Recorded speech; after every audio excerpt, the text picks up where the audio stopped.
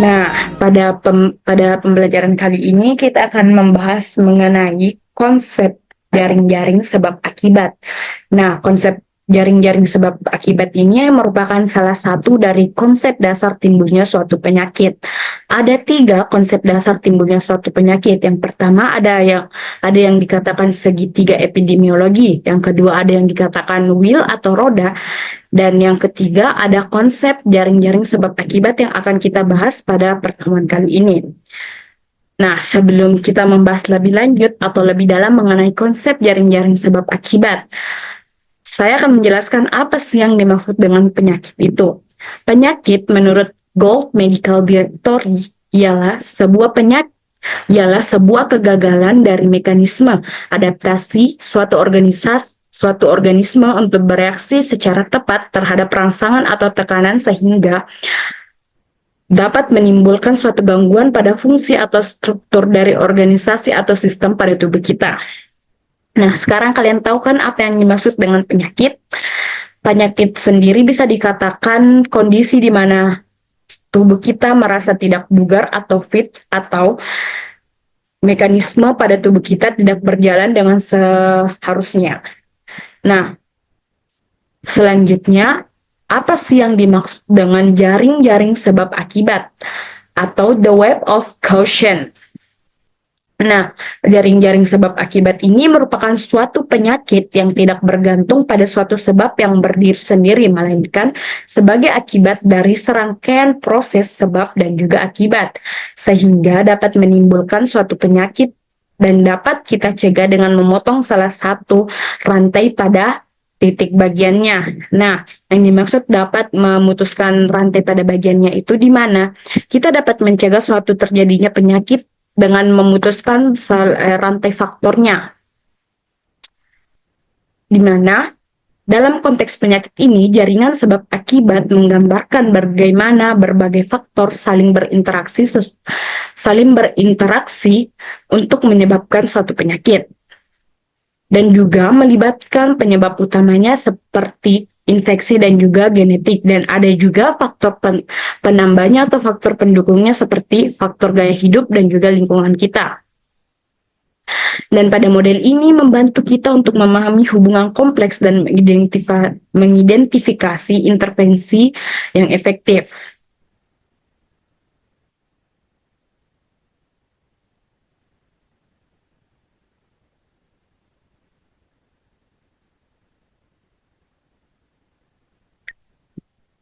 Nah, dalam model ini, jaringan ini juga dapat terjadi penyakit yang rumit dan berbagai faktor yang saling berikatan, dan juga dapat memperkuat maupun melemahkannya. Nah, sekarang kalian tahu kan apa yang dimaksud jaringan sebab akibat. Jaringan sebab akibat itu sendiri tidak dapat terjadi atau berdiri sendiri, melainkan memiliki banyak faktor-faktor lainnya. Dan kita juga dapat memutuskan jaringan sebab akibat ini dengan memutuskan satu rantainya. Selanjutnya, itu ada model dan juga konsep jaringan sebab akibat serta hidup sehat yang diperkenalkan oleh Mitch Mahon dan juga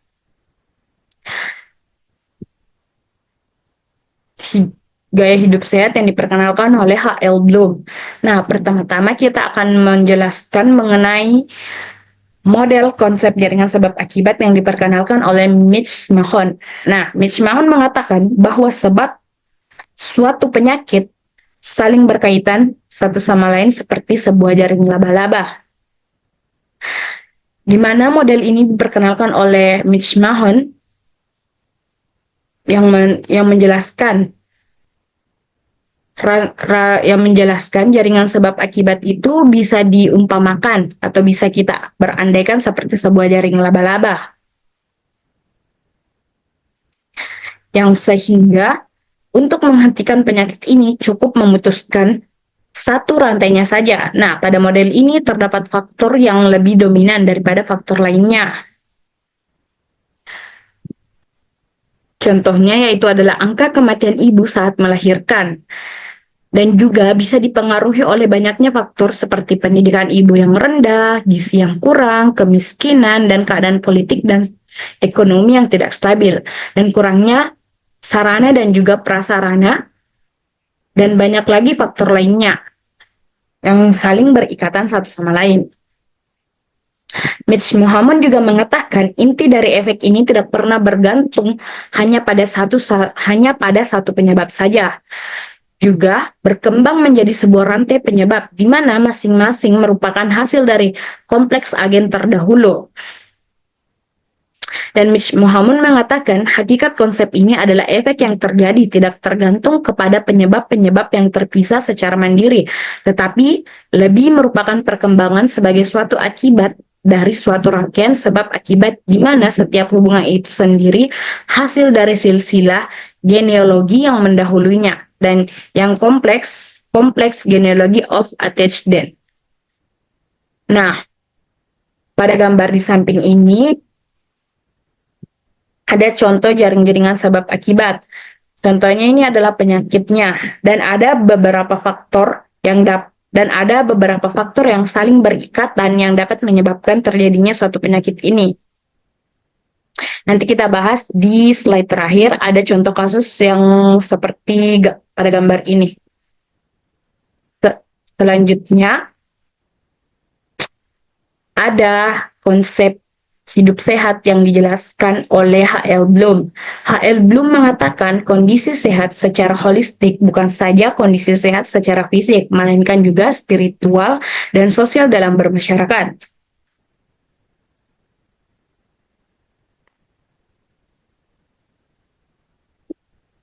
H.L. Bloom juga mengatakan untuk menciptakan kondisi seperti yang diperlukan suatu keharmonisan dalam menjaga kesehatan tubuh. H.L. Bloom juga mengatakan ada 4 faktor utama yang mempengaruhi derajat kesehatan masyarakat. Keempat faktor ini terdiri dari yang pertama yaitu adalah faktor perilaku serta gaya hidup kita atau lifestyle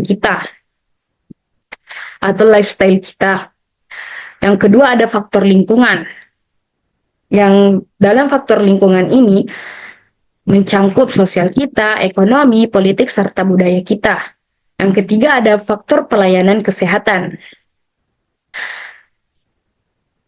yang mencangkup jenis dan juga kualitasnya. Dan faktor terakhir ada faktor genetik serta keturunan. Keempatnya ini merupakan faktor determinan timbulnya suatu masalah kesehatan. Selanjutnya, ada cause of the nature, cause of disease, di mana yang dimaksud ini adalah faktor timbulnya suatu jaringan sebab akibat. Ada 2 faktor yang tercangkup pada slide ini, ada infeksi dan juga genetik.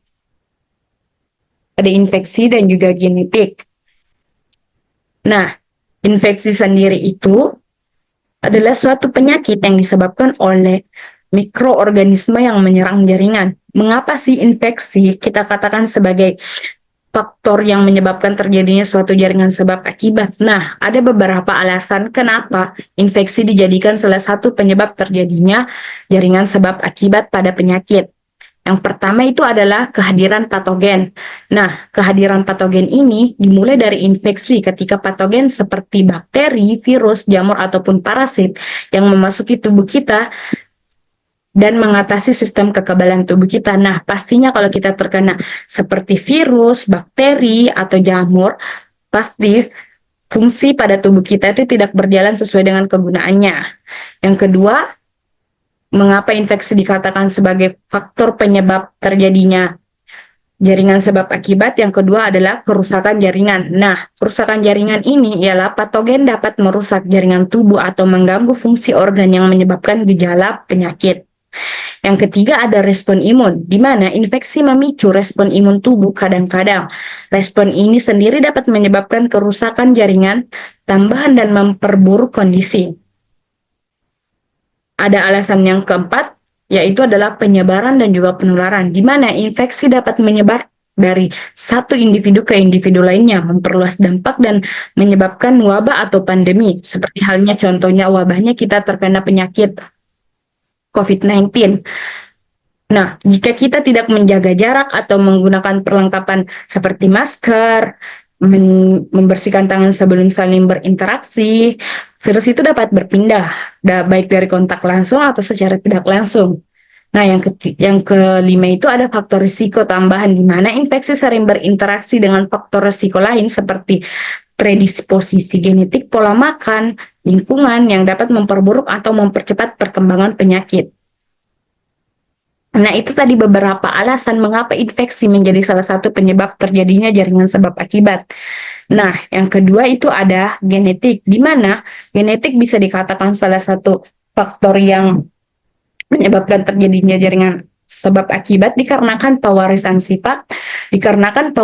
sifat gen pada organisme maupun suborganisme pada tubuh kita. Nah, genetik ini tidak bisa kita cegah, genetik ini tidak bisa kita kendalikan. Dikarenakan beberapa alasan seperti yang pertama mutasi gen, di mana perubahan dalam DNA dapat mengganggu fungsi normal gen dan menyebabkan penyakit genetik atau meningkatkan kerentanan terhadap penyakit tertentu. Yang kedua ada predisposisi, di mana faktor genetik dapat meningkatkan resiko seseorang terhadap kondisi tertentu seperti kanker atau juga penyakit jantung tanpa menjadikan penyebab langsung. Yang ketiga ada pewarisan. Banyak penyakit genetik diwariskan dari orang tua kepada anak seperti fibrosis kistik atau hemofilia. Yang keempat ada interaksi gen dan ekspresi. Faktor genetik mempengaruhi bagaimana tubuh merespon faktor lingkungan seperti paparan toksin atau infeksi yang dapat mempengaruhi perkembangan penyakit.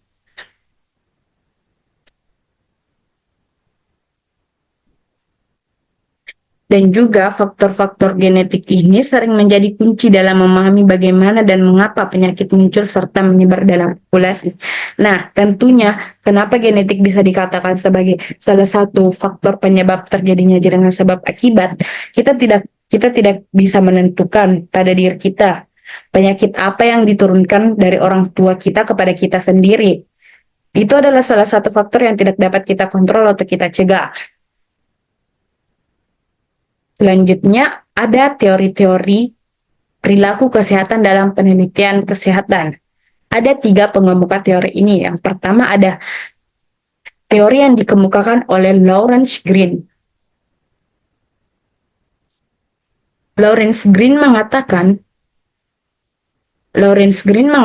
ada 2 determinan masalah kesehatan, yaitu faktor perilaku atau behavioral factor dan faktor non-perilaku atau non-behavioral factor.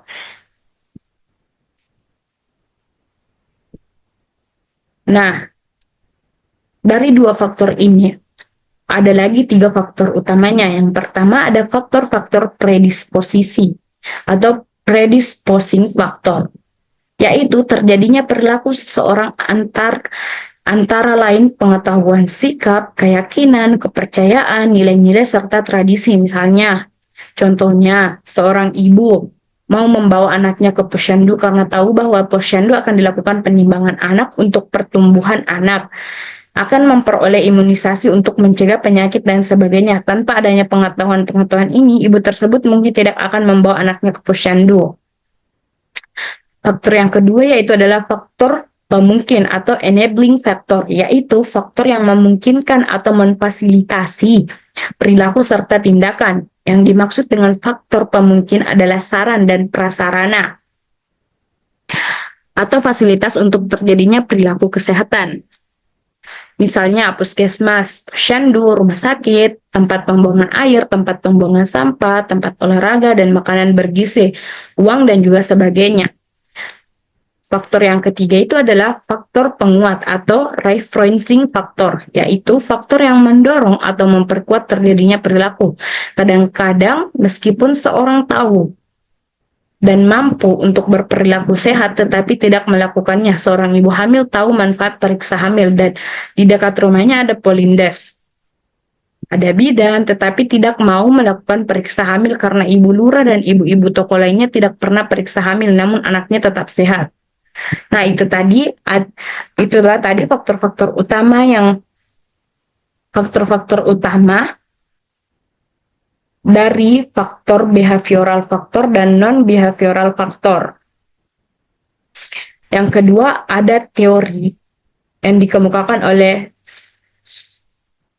Senandු Bikar yang mengatakan mengidentifikasi Senandු Bikar mengatakan ada 5 determinan perilaku, yaitu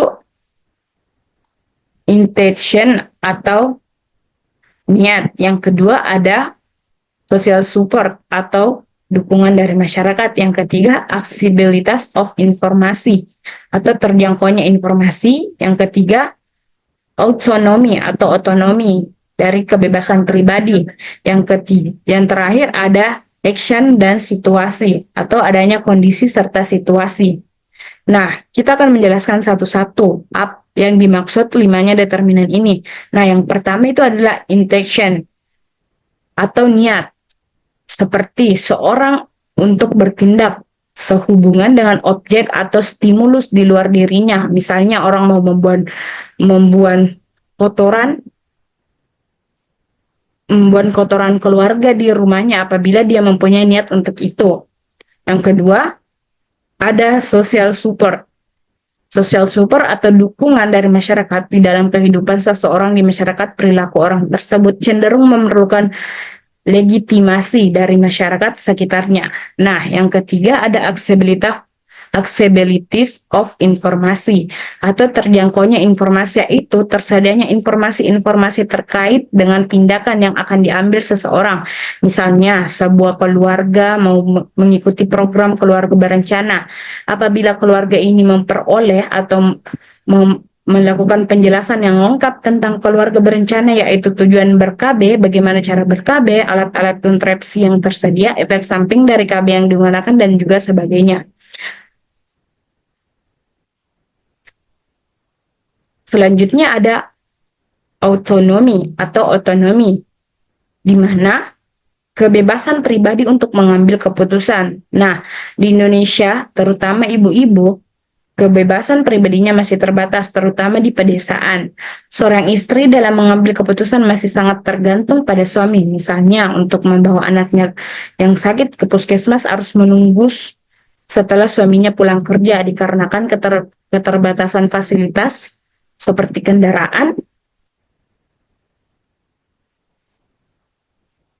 Yang terakhir itu action and situasi, atau adanya kondisi dan juga situasi yang memungkinkan untuk bertindak apapun. Memang diperlukan suatu kondisi dan situasi yang tepat. Nah, teori yang terakhir adalah teori perilaku menurut WHO. Nah, pada teori ini memiliki 4 determinannya. Yang pertama itu adalah thought and feeling, atau pemikiran dan juga perasaan, di mana pemikiran dan juga perasaan ini merupakan hasil pemikiran dan perasaan seorang atau lebih. Tepat diartikan pertimbangan pribadi terhadap objek atau stimulasi merupakan modal awal untuk bertindak atau berperilaku. Contohnya, seorang ibu akan membawa anaknya ke puskesmas untuk memperoleh imunisasi akan didasarkan pertimbangan untung manfaatnya dan sumber daya uangnya yang tersedia. Yang kedua ada personal reference atau acuan serta referensi, di mana di dalam masyarakat sikap paternalistik masih kuat. Maka perubahan perilaku masyarakat tergantung dari perilaku acuan atau referensi yang pada umumnya adalah para tokoh masyarakat setempat.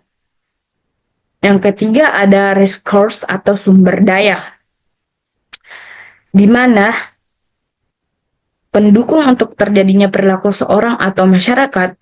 Kalau dibandingkan dengan teori Green, sumber daya ini adalah sebagai dengan enabling faktor, sarana dan prasarana atau fasilitas.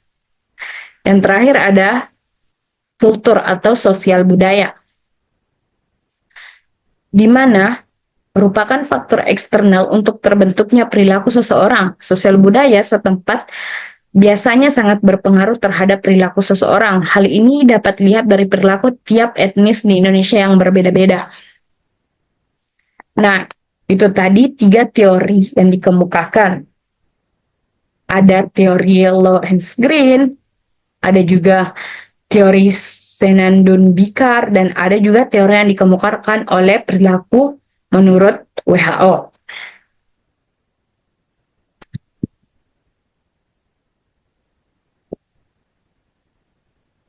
Nah, selanjutnya itu ada faktor jaringan sebab akibat. Nah, Pak, pasti jaringan sebab akibat itu terjadi oleh beberapa faktor. Nah, pada kali ini ada 6 faktor yang menjadi penyebab terjadinya jaringan sebab akibat.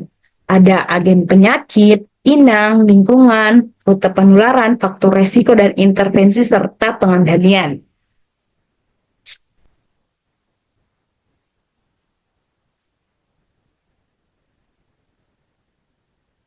Nah, di sini ada contoh kasus dari penyakit.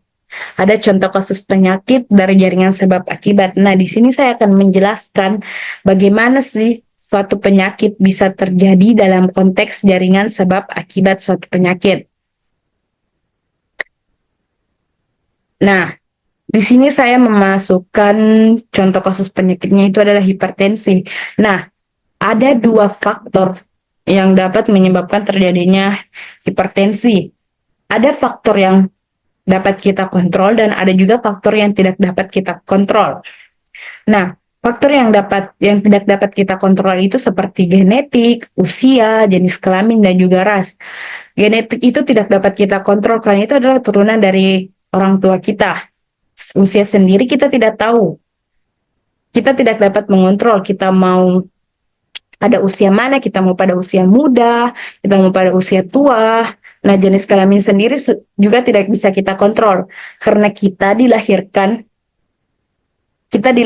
dan kita tidak dapat memilih jenis kelamin apa yang kita maui.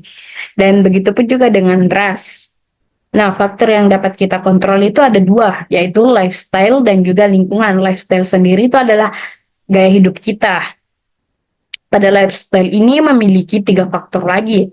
Konsumsi yang dimaksud konsumsi di sini adalah konsumsi makanan, obesitas, dan juga kurangnya aktivitas. Nah, konsumsi ini konsumsi yang dimaksud ini adalah konsumsi makanan kita. Seperti jika kita mengonsumsi garam berlebihan, kafein yang berlebihan, merokok, minum minuman alkohol, dan mengonsumsi obat-obat terlarang pasti juga akan menimbulkan suatu penyakit. Nah, bukan hipertensi saja yang dapat ditimbulkan, banyak penyakit-penyakit lainnya yang dapat ditimbulkan. Nah, seperti jika kita tidak mengontrol konsumsi makan kita, itu akan menyebabkan obesitas pada diri kita. Nah, jika kita hanya terus-menerus mengonsumsi makanan tanpa memperhatikan apa saja yang diperlukan tubuh kita dan apa saja yang terkandung pada makanan tersebut, dan kita membatasi aktivitas fisik kita atau pergerakan pada tubuh kita, tentunya pasti kita akan mengalami yang dinamakan obesitas. Jika hal itu terus jika hal itu terus berlanjut tanpa kita memperhatikan gaya hidup kita, obesitas ini juga dapat menyebabkan kematian. Jika berat badan kita terus bertambah, pasti fungsi organ dalam tubuh kita terganggu dan tidak berjalan sesuai dengan kegunaannya. Nah, faktor yang kedua itu ada lingkungan atau geografis.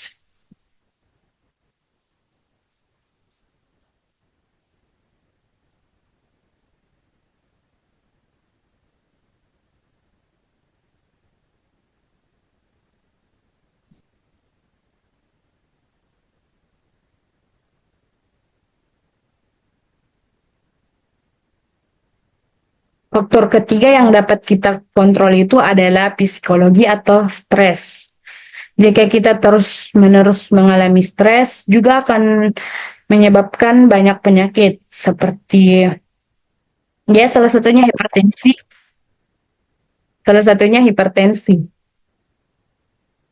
Nah, itu saja yang dapat saya bahas pada pertemuan kali ini.